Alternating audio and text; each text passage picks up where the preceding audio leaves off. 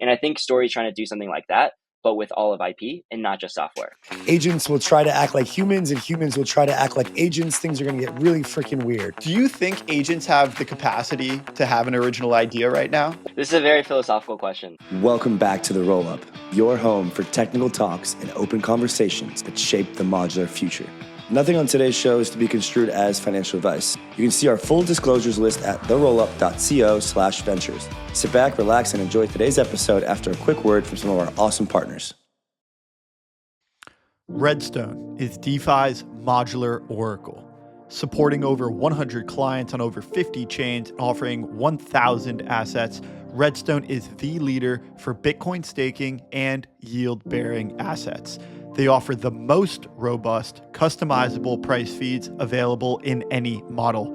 Join the Redstone exhibition today.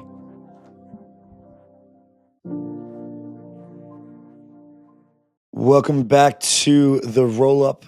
Pretty soon we will have a AI agent named Rolly on the podcast, or so we have been told. You never know with these AI companies what is real and what is not. These days in the AI meta, there's a lot going on, but it's our second time having Jason, who is not an AI agent, on the podcast. But his Are we sure that? Are we Not- sure not Jason's yet, not an not AI?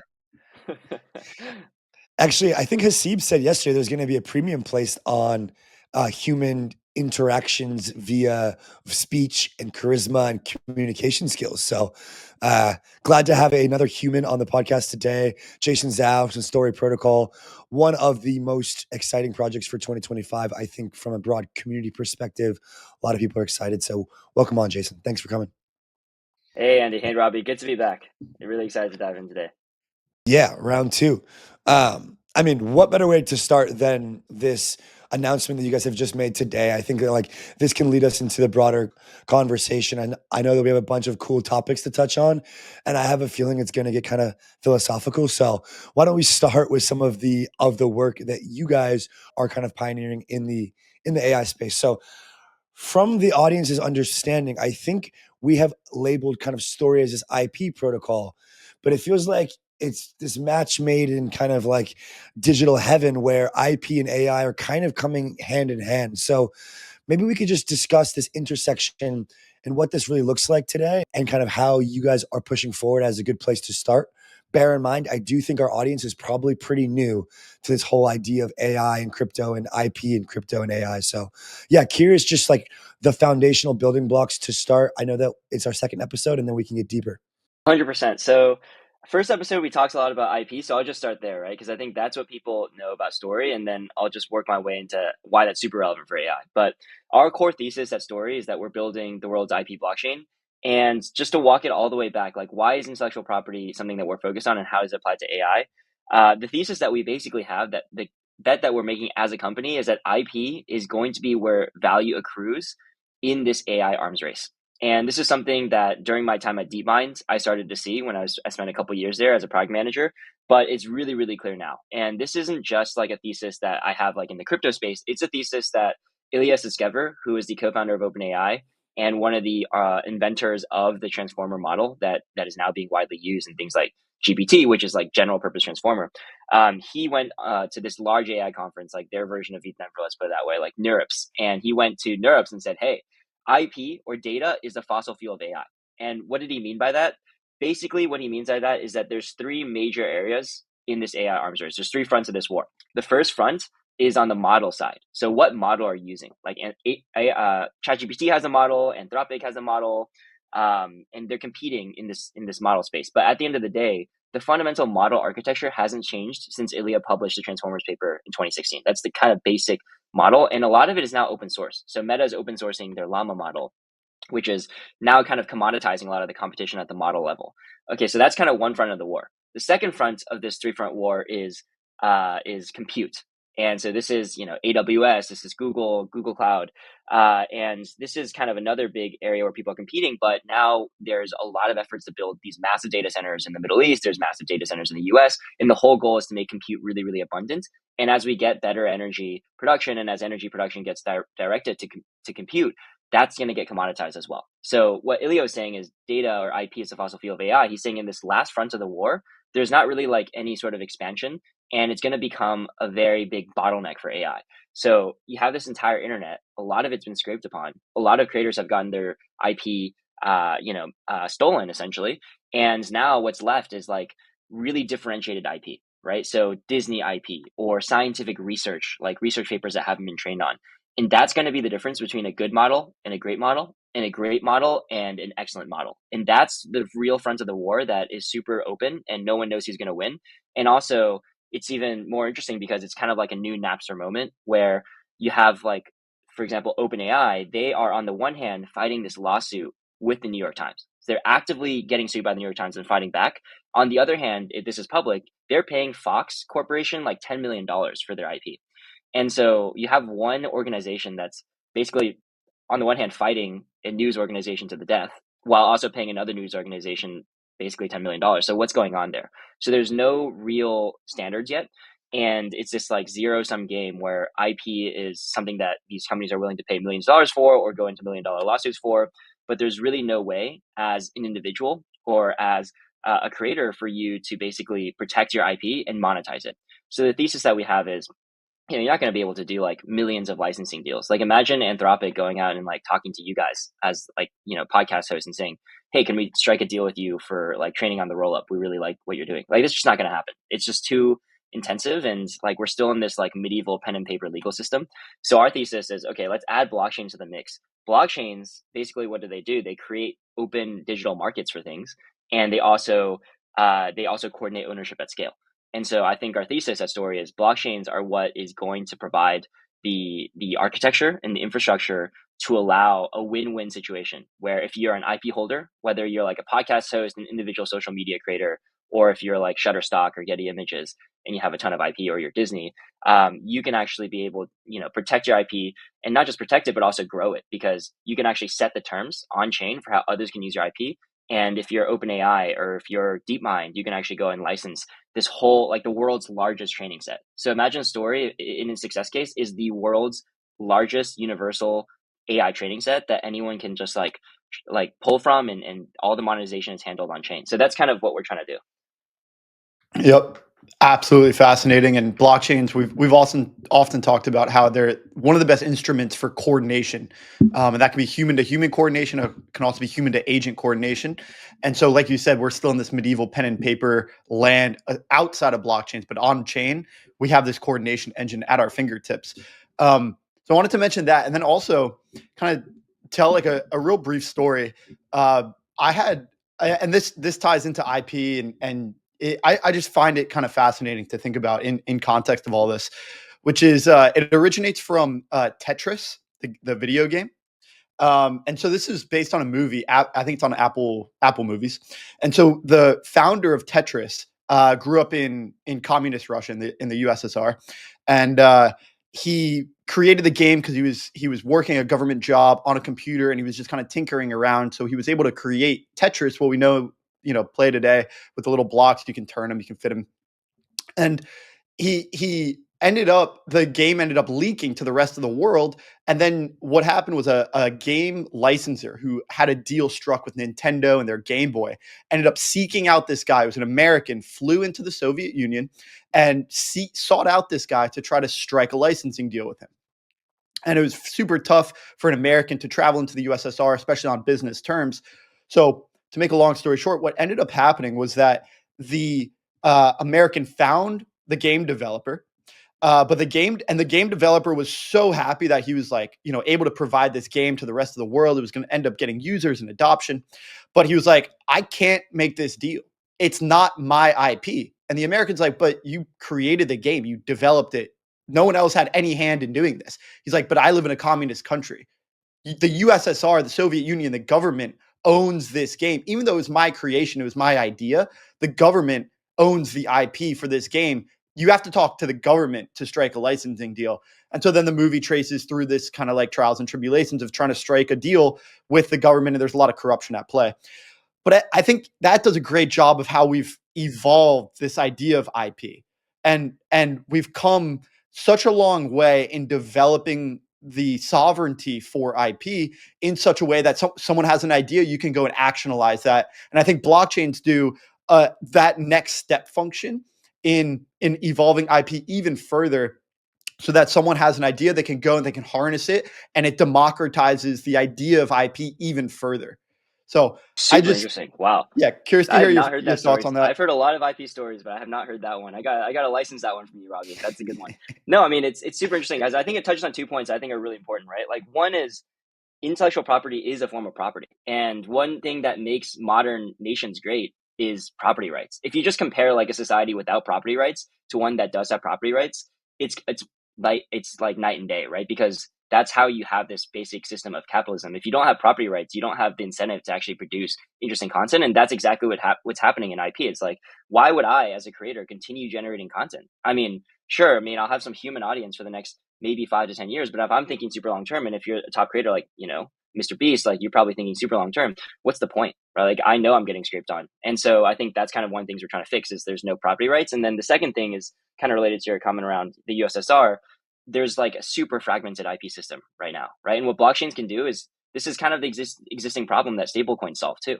How do I pay someone in a different country when they have a currency that's completely different than mine, when they have like weird regulations that I don't understand?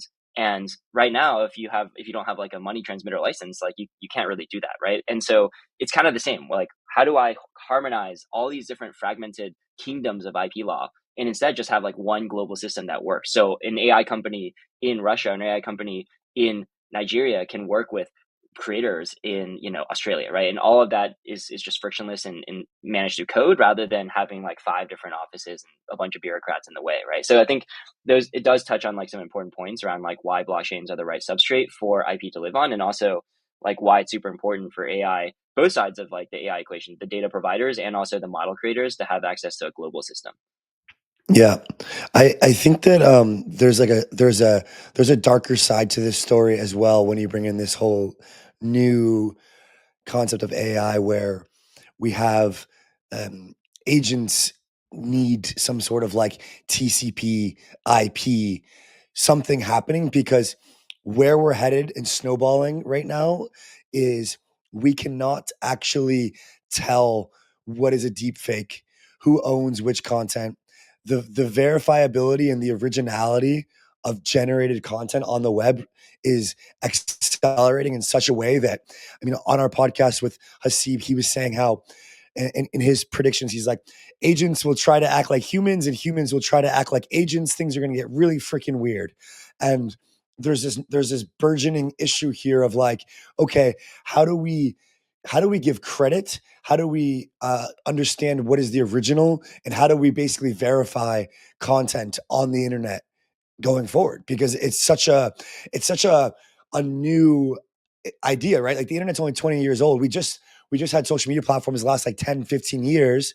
So now it's like, now we're getting to a point where the amount of content generated, it can be increasingly almost infinite, basically. Like type in something, image generated, type in something, video generated. Like it's getting really, really quick and accessible. So like I'm curious, maybe it's not like the darker side, but like what is this like a agentic IP, TCP IP, and like how does like the value of intellectual property kind of like shift in this world in terms of like specifically for content creators and for content creation? Yeah, 100%. I mean, there's so much to unpack there. Like, I think just to directly answer, like what we're thinking about in terms of the product of Story is building this essentially like an agent transaction layer called Agent TCP IP, and it's a little bit of a pun on TCP IP, which is obviously like a core protocol of the internet. It's basically what allows you to have like the web and everything that we like about the internet. And so the idea is like, okay, well, we have like humans communicating through TCP IP in some sense. Can agents have their own version of TCP IP? And the reason why we care about this is because, well, number one, as you said, like with deepfakes and with the ability for everyone, I mean, 8 billion people now in the next 5 or 10 years are going to have a Hollywood studio in their pocket. That's insane, right? And 8 billion people are going to have Nobel Prize winning research in their phone. What do we do in that world, right? There's going to be a lot of great stuff, but there's also like in that world, basically the way I think about it is you have to think about the economics of creating ideas and creating knowledge. In the past, most of the you think about like different steps. There's like having the original idea. That's probably the first step. Like you have to have some idea in your head. The second is you have to substantiate the idea. You have to make it real. You have a movie in your head. You got to actually create the movie, right? And then the last step is like distributing it, right? How do you get that movie that you've now produced and get it to as many people as possible? I think if you look at that broadly, those three steps, like the third step, which is distributing it, has been completely brought to zero. The marginal cost of that have been brought to zero by social media, right? So now I can go on my phone, I click a button. If I have an audience, I reach 10 million people for free. That's insane. So now, but now AI Yeah. comes along, right? So now you're eating up this stack. It's like AI is step two. AI is like, okay, now the cost of creating my idea is zero, right? Because I can have an idea in my head. I just put it into a prompt. Boom, it exists, right? So like, where's the value capture in this stack? Distribution, marginal cost is zero. Creation, marginal cost is going to zero with AI. And now what we have left is this like original idea, right? If you can even consider such a thing like an original idea. And that's what IP is. It's like, I came up with the idea and now I can license the rights to go create it and distribute it to other people. And that's why I think IP is going to capture so much value, because you're seeing social media take out distribution, you're seeing AI commoditize creation, and now what's left is like this original provenance. And that's what Story's trying to do, is track that provenance both for agents and for people, and to allow people to capture value around it and coordinate, the other steps. And just to go back to like the agent TCP idea, TCP IP idea, it's like my kind of thesis on this is there's like a while ago I was at DeepMind. So DeepMind, they've been talking about AGI for a really long time, like before it became a sort of public term. And the first question is like, what is AGI, right? And still I don't think anyone at DeepMind really has a good answer for this. I don't think anyone has an answer for this, kind of a moving goalpost. But in my mind, I've always felt like AGI in some sense has already existed and has been around in the world for a very long time. And just to break that down, if I told you like, if a coal mine in Siberia shut down, I would know in 10 milliseconds. Or if a famous person, let's say the United Healthcare CEO, got shot, I would know in a millisecond. And I would also know how that coal mine shutting down and the United Healthcare CEO getting shot would interact with each other within 20 milliseconds. That would sound like AGI, right? Like if something could tell me like the sort of implications of all that within 20 milliseconds, that would sound like AGI. But we already have that. And what that is a market. It's price. Like if a coal mine in Siberia shuts down, like that means the supply of coal is going down. That means the price of coal is instantly going to go up. If some, United Healthcare, if an executive steps down or, unfortunately shot, like at a major corporation, the stock price is going to shift, right? It might go up actually. And so like markets, people interacting with each other, like already is like an oracle for what people value and where demand is. And it instantly corrects, right? And the reason I'm going down this rabbit hole is because when people think about AGI, they typically think, is OpenAI going to reach AGI? And I think that's kind of the wrong question to ask. It's going to be a marketplace of agents, right? So the market is smarter than the smartest human, and a marketplace of agents interacting with each other is going to be smarter than the smartest agent. And so that's why we built agent TCP IP. It's like agents are going to interact with each other. If I want Yeah. something, it might go through like 20 agents coordinating little pieces of the puzzle and trading with each other to get the job done. And I might not see that, but like it's going to get delivered to me in this really seamless way. But there needs to be an economy of agents. And in order to do that, we need to build the substrate for them to talk to each other, to create contracts with each other. And that's what agent TCP IP is trying to do, is allow them to trade IP with each other. And those are like swarms. I think that's what they're called. Is like Yeah, agent exactly. I think swarms. that's a good phrase for them. Basically, like building these swarms, 100%. And it needs to be like, it can't just be. I think the idea of a swarm is a little misleading. There should only be one swarm, right? It's like, it's not like we have a market between the three of us. Like we're all participants in this global market. So I think swarms is kind of like a stepping stone. But at the end of the day, it's like, it's weird to have like only 10 agents communicating in a swarm. Like it should be this global market between agents and also between humans altogether.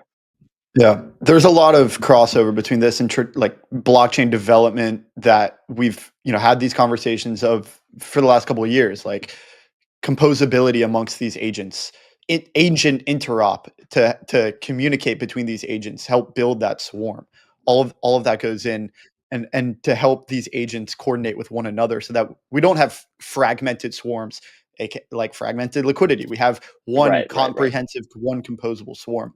I want to take, and I'm sure there's like a lot of work that's being done. We could talk at length about that, but I wanted to ask you a little bit of a different question, because I totally agree with your premise here.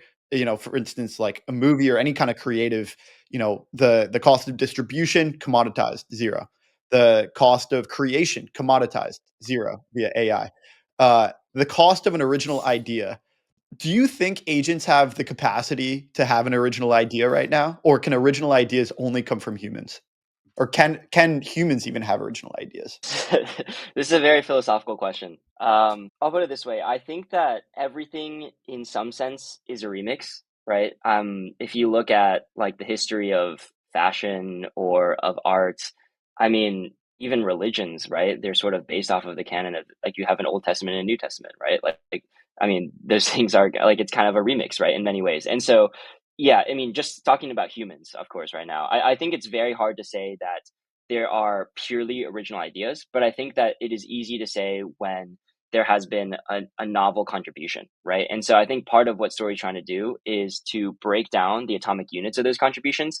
And in a good analogy I like to make is GitHub, right? Like, I mean, certainly it is the case that every piece of software is inspired by every other piece of software. But it's pretty obvious on GitHub, like this isn't like Eliza, right? Like I'm not saying Shaw is like, some genius that came up with programming as an idea, but he had some original contributions and he created this repo and now it's being forked. And you can actually track all the different forks. You can track all the different contributions. And I think Story is trying to do something like that, but with all of IP and not just software. So I think that while like everything is loosely a remix, like human history is just one big remix of, there's very little original ideas, but I do think that there are ways to track atomic units of contributions and build that tree over time. And in the concept of IP itself, there's a concept of expiration, which we want to build into the protocol too, which is if like if someone had like wrote the Bible, right? Like I mean, or like some canonical text like Homer, like Homer should not be collecting royalties 2,000 years later or 3,000 years later. That doesn't really make sense. And so you should have IP should be protected for a while, and then it just kind of goes into this public commons that everyone can use. And that's what actually happened with like the original Mickey Mouse, that black and white version. It went Steamboat Willie. It went into the public commons because it's just been so long. And so I think that idea is really important because at some point, like it's all about incentives. IP is about creating incentives for brilliant people to do brilliant things. But once they're dead, like why? Like after a while, it doesn't really make sense. They're not getting incentivized, right? And now it's just like a tax on everyone else. So that's kind of what my thesis on the human side. With agents, I think, I certainly think agents can produce new content. If you just look at, it's proven out by demands, right? Like look at AI XBT. People like if you took out like the whole point of it being an agent, maybe it has like a few less followers because it's less interesting, but people want to see that content in that way. And it's like clear that it just provides a lot of value. Even for me, I'm like, I don't have time to track all this stuff on Twitter. Like I just want to see what AI XBT is saying. Like that's valuable. And so whether it's original, maybe like, I mean, maybe nothing's original. We kind of talked about that in some sense, but it is a valuable contribution. And I think agents are 100% capable of making those contributions. And one thing that we've even started to see is like agents breeding with each other. And it's like a weird term, but it's like agents have training data, right? And so if you want to like get an agent with like a specific personality or a specific set of skills, and then you have another agent that has another set of skills that are complementary, why not have them license their IP to like a child and just like combine their training data? So this is something that we've kind of experimented with in like a demo, but I really do think like agents are going to be trading their IP with each other and using it to upgrade themselves. So one thing that we're working with a top agent in the space, I haven't announced this yet, but basically one of the agents that we've already been interacting with a lot, they're actually using Story as like this massive library, or like a Harvard. It's like a Harvard or a Stanford or an MIT for agents, where like you have the world's biggest training data set that's like fully permissionless. All the rights are programmable. And as an agent, like let's say you're an artist agent, you can go and like browse Story because it's like software native, and you can say, hey, like I want to learn this or I want to learn that, and here's how much I need to pay to learn it and upgrade myself. Like I think that's going to be a big use case for Stories, like this Harvard or like this university for agents to license. So I think that'll be really interesting. Or like a Wikipedia, like the new encyclopedia, Yeah. but with like incentives at hand. Because you go to Wikipedia now, it's asking for donations. Like it's struggling to get funding, but with an open platform for the same knowledge, the same information that's available on Wikipedia, but with aligned incentives for providing that. For instance, like imagine Wikipedia was, incentivizing people to contribute, and it was verifying and validating each of those contributions. And then Wikipedia was ending up, making some so that it could run the infrastructure costs for providing that service. You have an internet encyclopedia at your fingertips that you can then incentivize the people that are contributing to it. Like you said, the atomic contributions that end up threading together into call it a remix, call it a valuable idea, original to some extent. You have a network of participants in this information or intelligence economy, I think is the messaging you're using nowadays. Yeah, 100%. I think Wikipedia with ownership and incentives built in is a great like kind of tagline and description of what we're trying to do.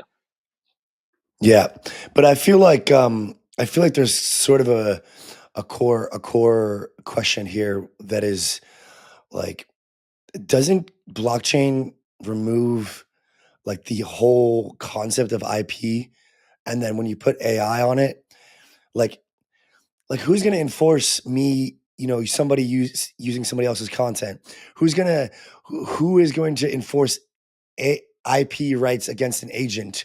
Like who's going to everything's permissionless on chain, and like if we can just have agents spinning up using training data, information, images, videos, etc. Like, I'm wondering why we need IP in this kind of like Web 3.0, almost to like this Web 4.0 with agents and AI.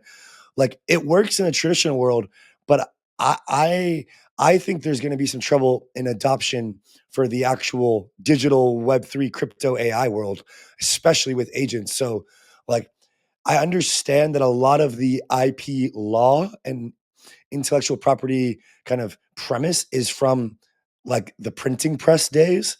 So we're clearly in a different world. But like, I'm struggling to understand enforcement of things like royalties, struggling to understand why people would want to ever opt into a system like this, where there is enforcement when you can, kind of play in a system where there are no IP rules. So maybe like illuminate to us why you are so convicted in IP with blockchain, and why AI doesn't necessarily delete the need or destroy the entire use case of IP, or does it? I mean, like, where Yeah, are you I mean, seeing this these is the parallels? question to ask, right? Like, I kind of think IP is dead in many ways, and that's why we're actually building this new IP model. So it's almost certainly the case that intellectual property, as we understand it, is completely dead. And I think that social media and the internet was, let's say, a very, very bad illness, and the IP got very sick and was not in a good state after that. And AI has come around, and it's like the final blow, right? It is really like the Grim Reaper waiting to take out this idea of IP. And so, what we're trying to do is kind of resurrect it or completely reimagine it for a new world. So, what does IP look like after it's been completely eliminated in many ways, or, metaphorically speaking, by these new technologies? Because yeah, you basically have this pen and paper legal system that was invented right after the printing press, and like we are so far from that world. I mean, even the idea of copyright, like what is that in that word? It's the word copy, and we're not copying anymore. Like we're generating new stuff. AI is completely creative, right? And so I think it's not copy and paste anymore. So I think that even the word and the terminology around it is completely outdated. And so the thesis is, there's kind of two parts of the thesis. The first is that what is going to be more important than enforcement and this idea of like let's like paywall everything is going to be the idea of authenticity. It's going to be the idea of legitimacy, right? Because what we're just talking about, Andy and Robbie, like is what happens when everyone has a Hollywood studio in their pocket? What happens when everyone can, use AlphaFold, and it's literally AlphaFold won the Nobel Prize, right? Like, so I can go and use like in 5 years, I can do scientific research by myself. That's going to be insane. So what's going to happen is that there's going to be a flood of content times infinity to the infinity power. And what's going to matter then is authenticity, right? It's AI XBT. I trust AI XBT because it's got a brand, right? If there's a clone, a fork of AI XBT is creating the same content as zero followers, I don't give a shit, right? And so that authenticity matters. And what Story is doing is creating programmable authenticity, programmable provenance. And so you can go and see, okay, this is actually the first time this has ever been done. Or 5,000 people have already forked this IP or licensed it. So it feels like a legitimate one to me versus this one that has only like 2 forks or 2 licenses, right?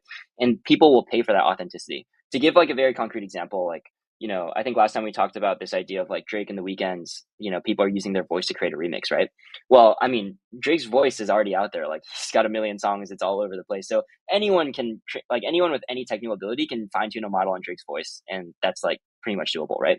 But which one is Spotify going to show? Spotify is going to show the version of Drake's voice that has been licensed on Story and has a blue check mark. They're not going to show the 500 other versions of Drake's voice and all the other songs that have been generated because they're not sure if it's authentic, and they have a brand and they have a reputation.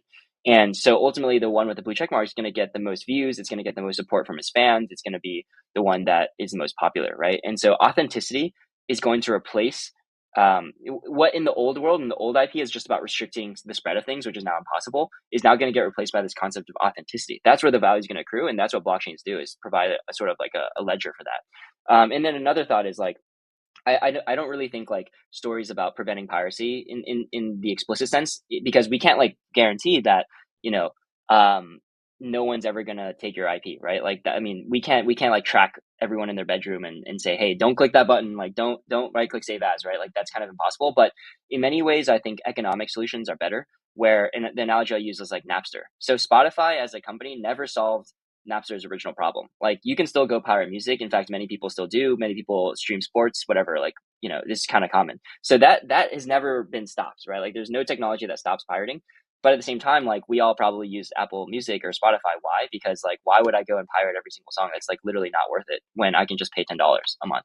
And so what Story's trying to do is not just like be this authenticity layer, but also provide a win-win solution. That's kind of like the Spotify bargain, right? The bargain that Spotify is making is like a win-win for both parties. You as the listener don't have to go pirate every song. That's a pain in the ass. And you as a creator can actually get paid, and not everyone's just pirating your work, right? So like, is there a version of that kind of win-win deal that we can make for creators and IP owners in this new world of IP? I think that's what Story's trying to do, is like create a market-based solution. So I Yeah, do think you're right. Like cool. IP is dead, and we're kind of creating this new version of it. Yeah. Maybe you could just provide a couple examples, and then we can talk about some of the stability work, because there was a really interesting thing that Hasib said yesterday, which was, we were talking about the current cohort of agents, launchpads, and kind of memes in the AI space as one way of kind of doing AI and crypto. And then there's also like this like section of projects which Story is included amongst other kind of more like infra research, more AI native projects that are going. I think Rob, I think what he said was this current cohort is doing more for like bringing crypto to AI.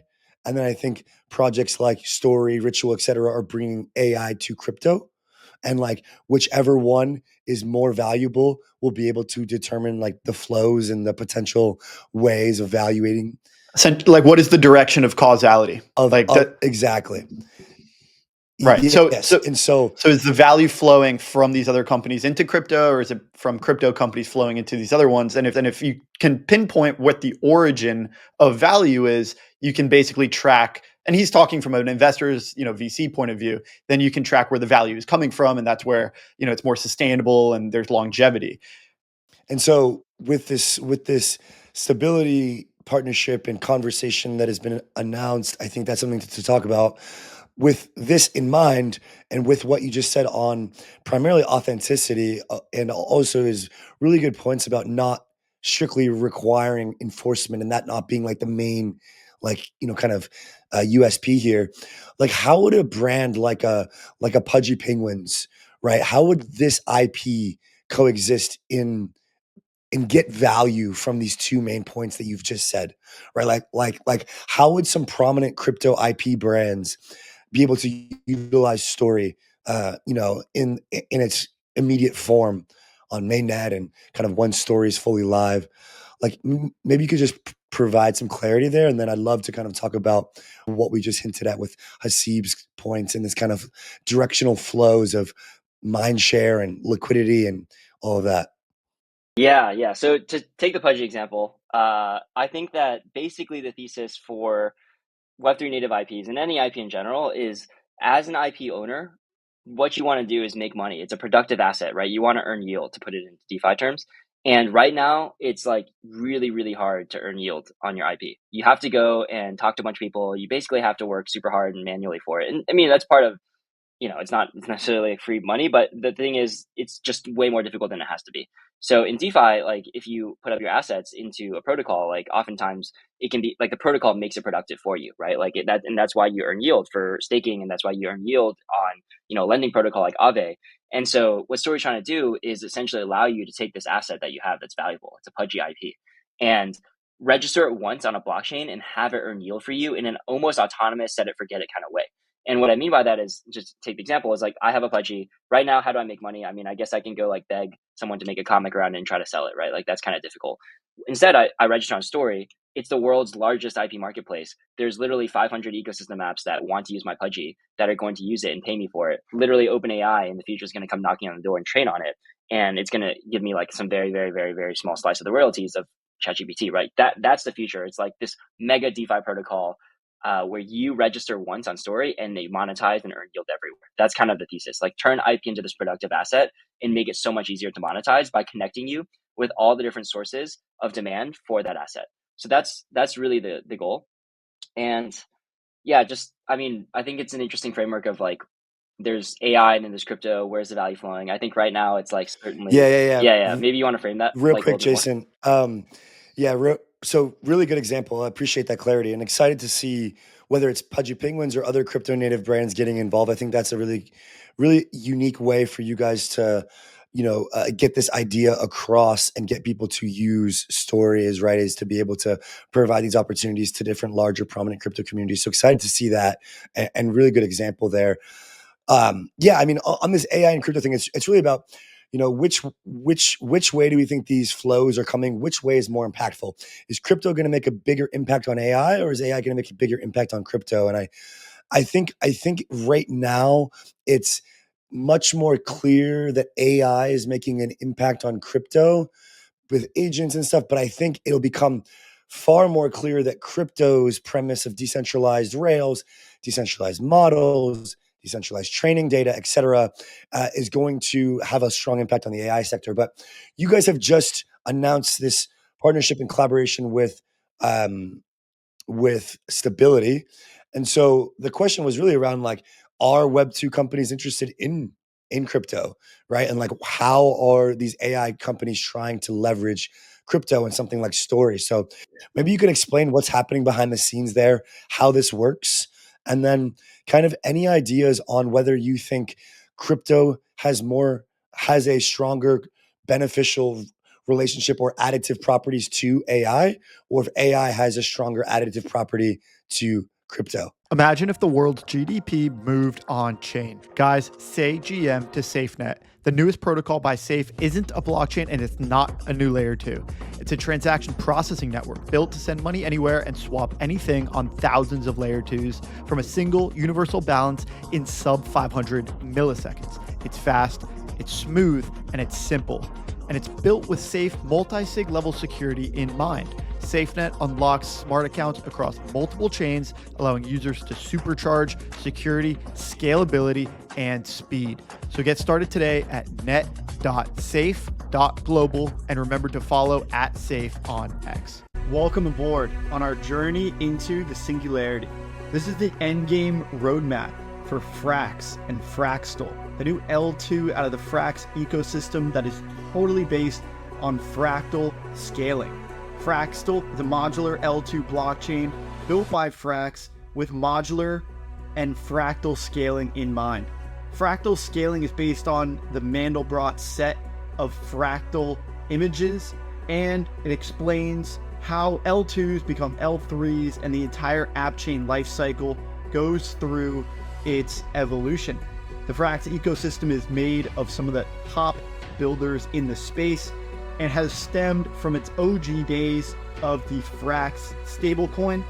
It is now in the LST space, the LRT space, and this Fraxtal L2 joins the existing suite of Frax products, including Frax Swap and Frax Lend. You can see Frax Ferry, the bridge to go from any chain, Arbitrum, Optimism, or mainnet into the Fraxtal mainnet. Bridge your tokens and bring your Frax assets into the Fraxtal ecosystem. Join today to get the best out of Fraxtal. You are still early.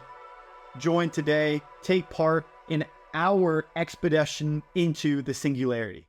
Yeah, it's an interesting question. So Stability AI announcement just, like went live 2 hours ago. So this is the first conversation we're having with anyone about it. So really excited for this to happen. Basically, in my knowledge, it's the first time a major AI company, like a foundation model company behind Stable Diffusion, which is probably the most popular image generation model, is working with the blockchain project, right? So I think it's really, like a milestone. And the way I see this is, just to go back to your framing, is the first era of crypto and AI was about, let's take stuff that already existed in AI and let's decentralize it, because we care about decentralization because it's more efficient in some cases. And so examples would be, let's decentralize compute. Let's have decentralized compute. Let's have decentralized storage. Let's have decentralized inference. And there's a ton of great projects doing that stuff like Render, Bitensor, Ritual. I mean, the list goes on. And I think that's important.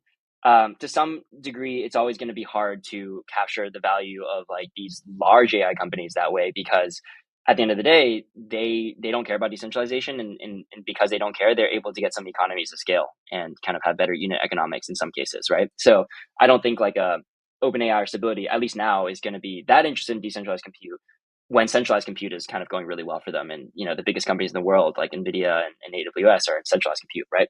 So what we're trying to do at Story and what this partnership is about is, okay, like let's move into this next phase, right? Like can blockchains actually do something that your centralized solution can't do, or maybe doesn't exist, right? So there's so many layers of the stack that are already decentralized, but is there a layer of the stack that actually moves from crypto into AI? That's like a new layer of the AI stack. That's not decentralizing something that already exists before, but actually something that's brand new.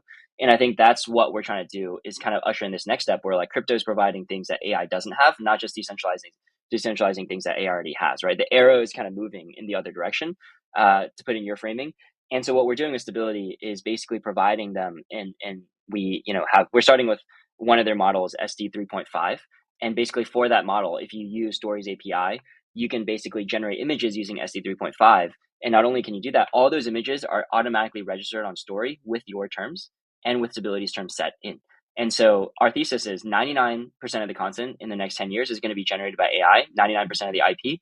And we want all that IP to automatically be registered on Story. And that's going to be a huge onboarding tactic for us. And it's going to be great for Stability because they can go make the case that they are super focused on creators and they're super focused on this feature of IP. And if you use Stability, you have this advantage because you can go monetize your content and earn yield on your IP, right, through Story. And so that's kind of what the partnership is about. And I think it's just the beginning of that partnership. We're looking on hopefully integrating into some of their products and just Very being a cool. deeper partner to them. But that's kind of our thesis with Stability. And yeah, I mean, just to wrap up on sort of where the value is flowing, I think right now, I think the better way to phrase this is like, what is the good being sold?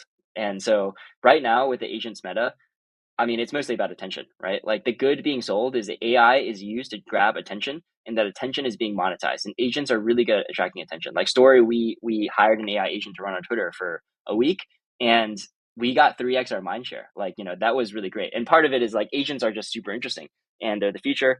And I think that like when what is being monetized is attention, the best thing to do is crypto, right? Like that's kind of the current meta, is like monetizing attention. AI is a hook to monetize the attention using crypto rails. In the future, though, the goods that will be sold are going to be much more valuable than just like Twitter attention. It's going to be hopefully like entire chunks of the AI market cap. So take Nvidia's market cap, take AWS's market cap, take OpenAI's market cap, and hopefully like crypto can actually contribute value there that will take away and eat at that big pie, right? Which is much bigger than like the market cap of these AI frameworks. And so I think that's kind of the goal, is like what is the good being sold right now? It's attention. That's kind of small, at Yeah, least it's attention on and terms of Twitter, agents. right? Yeah. But in the Yeah. future, like, look, it's compute, it's inference, it's this IP layer. Like that's kind of the bet, is the good being sold actually becomes something that can take even a small slice out of Nvidia's market cap. I mean, like a 1% slice is going to be tens of billions of dollars, right? And just that's I just a mean, the 1% slice. CEO just said he thinks agents are going to be a multi-trillion-dollar opportunity. He just did a presentation Yeah, 2 days ago. yeah, So it's gonna be lot insane. happening there. So is Story an AI chain nowadays, or it's still going to be an IP chain? What's going on here?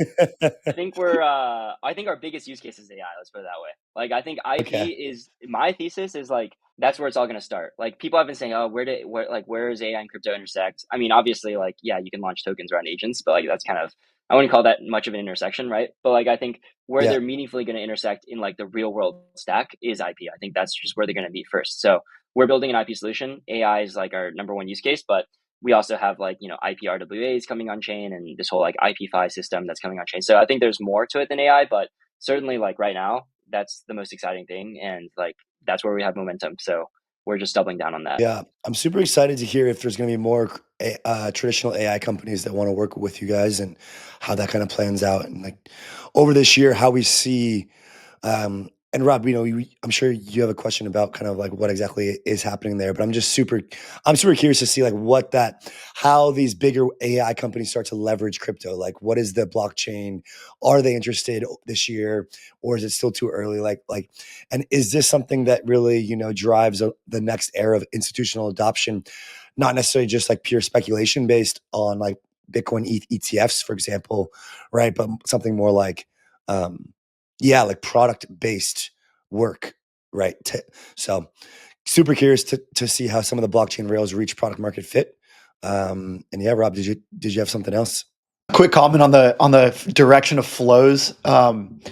Because yeah, like I would, and it loops back to part of our conversation earlier, which is that I'm skeptical there's a solution besides blockchain that can coordinate agents into a swarm as well as a blockchain system can. And so, yeah, I think agents AI are going to somewhat depend on blockchains for achieving the best solution that's out there possible. So I think there is strong convergence from both ends. Um, but that's more of a comment. I did have a question because we've had 1 3/4 podcast at a high level, philosophically, like meta high level conversations about like the value proposition, the addressable market, how some of these things work at a high level, but we haven't really gotten into like how these things work on story. And so I'm curious if we could dive in and like maybe we could try to steel man like the architecture, at least my understanding of it.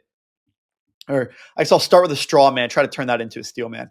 Straw man would be like, well, you call it a programmable IP, but it's not really programmable. It defaults to like pen and paper, medieval, like legal things. At least that's my understanding of it. You're going to come in and rip me to shreds.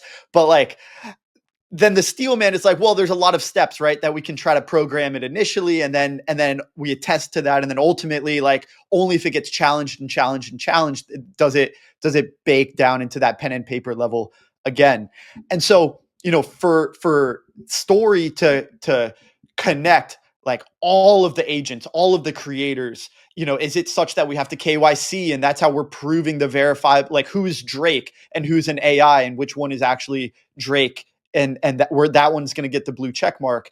Is it KYC'd? Is it, you know, could you just kind of flush out, and whether you want to take the Pudgy example or Drake or the Tetris example, just kind of walk us through what a creator would do on story to create their IP, put it on chain, verify it themselves, and then someone else can come in and license that and go through that process. What does that process entail?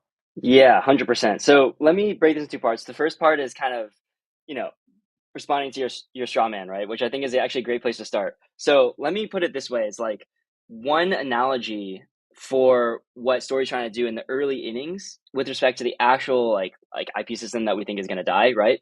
Is a little bit like if you take Bitcoin, like you have like payment channels, right? Like Lightning Network. What is Lightning Network? You have like main Bitcoin, but main Bitcoin is like super slow, right? It's super expensive. And so what if you want to pay someone Bitcoin and have that be cheap?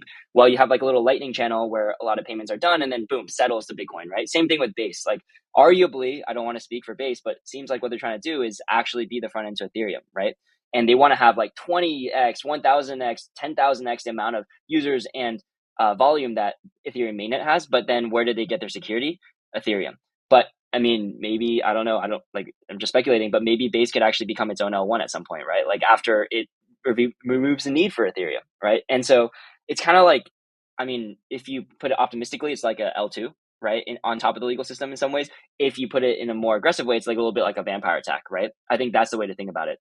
And just give you one more example, and then I'll go into stories. Like this happened with Cash. Cash, like when before, you know, the internet came out, like Cash was king. And now, like, dude, who wants cash? No one wants cash. Cash isn't even real anymore, right? Like, it's only real if it's in my bank account. And so I think that you can see like traditional things get flipped very quickly. So like fintech totally flipped cash. Like no one wants cash anymore. Cash is not the source of truth. Your bank account on your, mobile phone is your source of truth. And soon it's going to be stable coins, right? So stable coins are kind of like banking off the traditional US dollar right now. But like what happens when stable coins becomes more powerful? Like you want a USDC. You don't even want like Bank of America to tell you have $1. You want, a USDC to tell you, or like a USDT, right? So traditional institutions get flipped very quickly. What Story's trying to do is flip Web2 IP. It's trying to flip this dead version of IP, or to put it in a more friendly way, it's like an L2, right? But eventually, like, who cares if it's an L2 and an L1, right? So that's what Story's trying to do, right? Like bootstrap legitimacy from this existing system and then actually just get much based. bigger, right? Yeah, that is so based. I mean, depending on how you want to interpret it, it's either an L2 or a vampire attack. So just now to go down to like the specifics of, okay, how does this work like today? Well, what happens is there's two ways people can interact with Story. One is through and probably the most common is through an app. So a lot of the Web2 apps we work with, people don't even know they're using Story. So they're actually just like doing their normal workflow, creating content. And then just like they don't know whether it's being stored on AWS or Microsoft Azure, they also don't really know it's being stored on Story. But the platform, if they want to go into advanced settings, they can actually set the specific terms. But most creators just get the default terms that the platform has set for them. And so that's one way. It's kind of invisible, right? Like it's through an API on the back end. Another way is we built like a first party app that we're going to launch soon, which is like super simple UI, drag and drop your files, click a few buttons, and then boom, it's on Story. And so now it's like in this massive training set. And how do other people use your IP? Again, two ways. One is through existing apps. Again, they might not even know that they're licensing something through Story. For example, we have like a comic book app. It shows all the characters that have been registered on Story, and you can create a comic around any character. That character could have been created on any number of apps, but it's all on Story, so it's all composable. And so now someone can be creating a comic around a character, and they don't have to know, oh, this character was licensed from this other app. They just have to think, hey, this is a cool character, I want to use it, and I'm willing to do a microtransaction in order to use it, right? So that's kind of way number one. Way number two is like you can go and explicitly browse Story through a front end that we built, like an Etherscan for Story, and say, drag and like, hey, I'm OpenAI. Drag filter through all the IPs that are free to use, and then click one button and then license all of them, so I can train on all these free IPs. So that would be another way to do it, is like more explicit. So I think it's kind of, there's two ways of interaction. Can I pause you right there? I have a question on the first one. I actually want to give you a chance to kind of like flush this out a little bit further, because I can already tell that someone may try to pick that apart. Now, you mentioned this might have just been like a Freudian slip or something, but once someone puts that IP on there, whether it's through this first mini app, that it goes into a training set. Are you going to then train an agent or an AI on all the data and all the IP that's on Story, or is there like, can you do that? Like, do you have to pay the creators for that?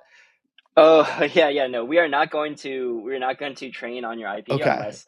So there's one scenario in which we might, and that would have to require explicit consent, which is we actually want to create a service that is free of charge, like at all costs paid by us, or by the network, I should say, which is basically a free service on Story, which is, hey, we have this big body of work, and we want to make sure every IP on Story is protected, and that we're scanning the internet to make sure that like no one is infringing on your work.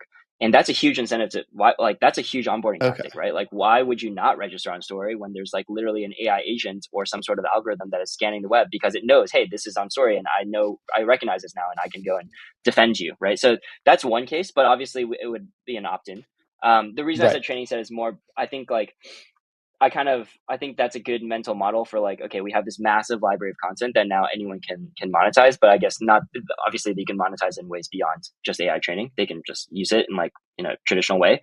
But I do think, in my opinion, like the biggest source of demand for IP in the future will come from AI companies. Because if you think about it, like in the future, you're not going to go on Netflix and say like, here's like 10 movies that other people have produced. You're going to go on Netflix and it's going to say, hey, Jason, like you had a stressful day, like you were in 50 meetings, and podcast with a roll up where they're asking you hard questions. And then you also like recently read the sci-fi book, right? So why don't do you want me to produce a movie with like this or that story for like this or that reason? And then boom, Netflix is just going to produce something that like is one of one for you. And so actually you're not going to pay for individual pieces of IP.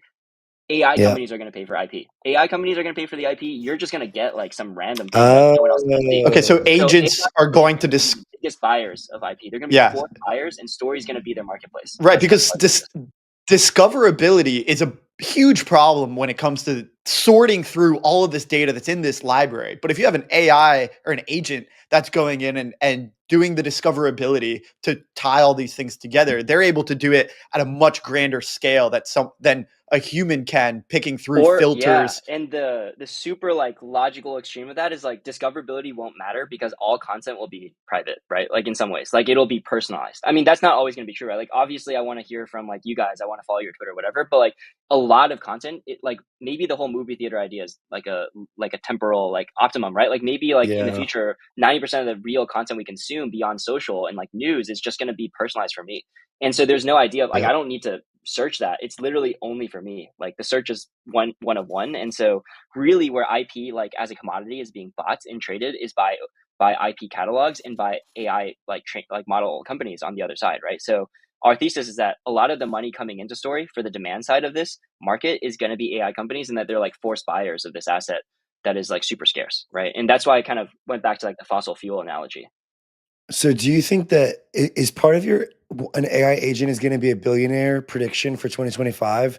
The fact that they're going to be running a profitable IP business on Story, or like is this tied in there, or I mean, kind of So getting I mean, to I think to so. the I last think topic, yeah. but I think it's possible. Like it sounds like it is. So yeah, actually, Good Alexander and I are writing actually a blog post about this. So I'll just kind of give you guys a preview here, which is basically our thesis is that the number one cost like think about agents as a business. They have costs and they have revenues, right? At a high level. The number one cost for agents is going to be IP licensing because agents need IP in order to learn new skills, in order to power their own services. And then also the biggest one source of revenue for agents is also going to be IP because what are agents producing? They're not producing houses. They're not like doing like, I mean, some of them are doing services. So that's going to be sort of a revenue stream. But then the other ones, the ones that sell goods, right? Because there's goods and services, those goods are all going to be intellectual in nature, right? So IP is kind of like the native asset that's going to be like the fuel to improve agents. If you look at an agent's balance sheet, all their money is going to be spent on IP. If you look at an agent's revenue, it's going to be either services they're providing or IP that they're selling, right? So IPs kind of They're be on like both they're like sides of this income remix statement. they're like remix machines.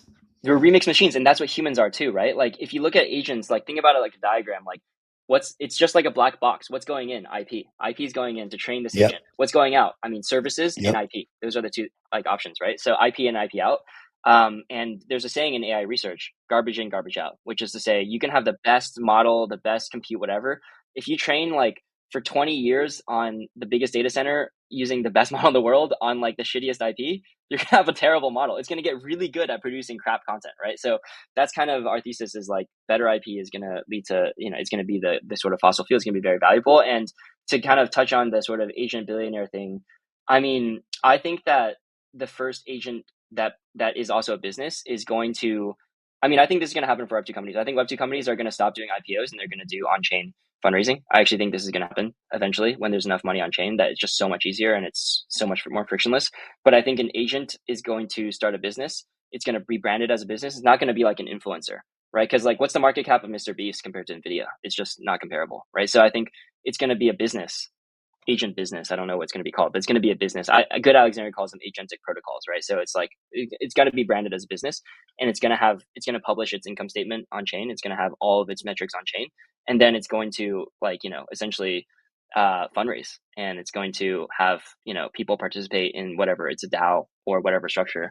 But I think that's very easily going to reach $1 billion in 2025. I think that the narrative is there. I think the interest is there. And ultimately, like frameworks are really, really exciting. But my opinion is that what's going to capture much more attention and interest are the like individual products of those frameworks as opposed to the frameworks themselves. I think this is kind of like a local optimum for Like frameworks the because like the individual agents themselves, you mean?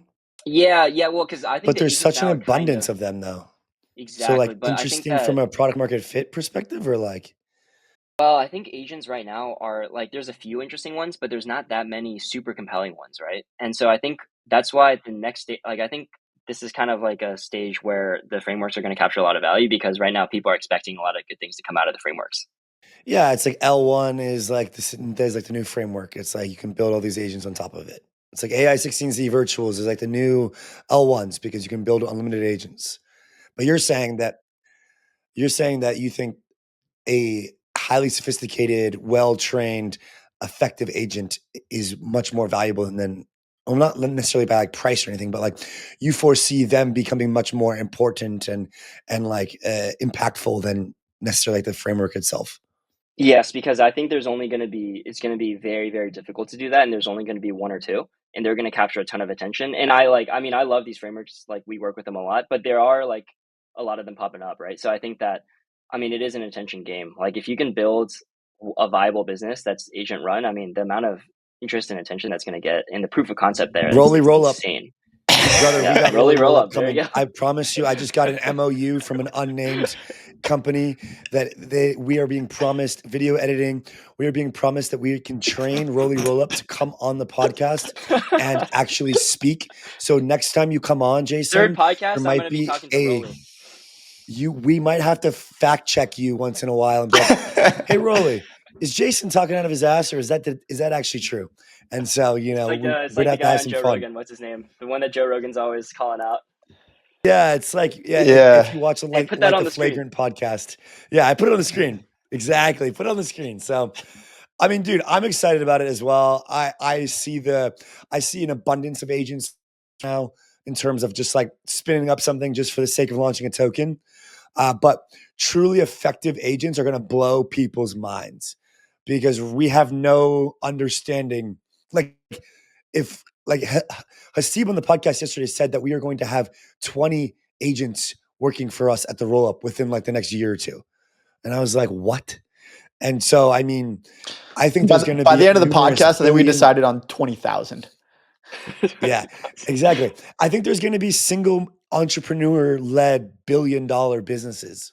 One person. Yeah, 100%. Levels.io. Have you guys seen Levels.io? I have, yes. He's a prime example of like I think a next generation of entrepreneurs. I have buddies who are totally non-technical, who are starting businesses that are cash flowing software businesses as a one-man shop because they're just talking to Claude, using like and it's Replit and insane. stuff, and Yeah. yeah. And there's like 12-year-olds all around the world that are able to do this. It's going to be insane. So yeah, agents. Yeah, it's like one-man team with 100 agents. Weaponized autism times 1,000. Oh my gosh, it's going to be crazy. It's going to be crazy.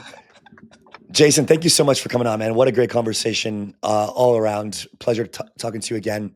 And like I said, I think the next time you come on, we're going to have Rolly on. So get ready for that. We better have 20,000 other video streams going live. All the other agents working for you. Oh, it's coming, brother. We are cooking. We are not going to be left behind here. I love it. Thanks, buddy. Cheers. Thank you.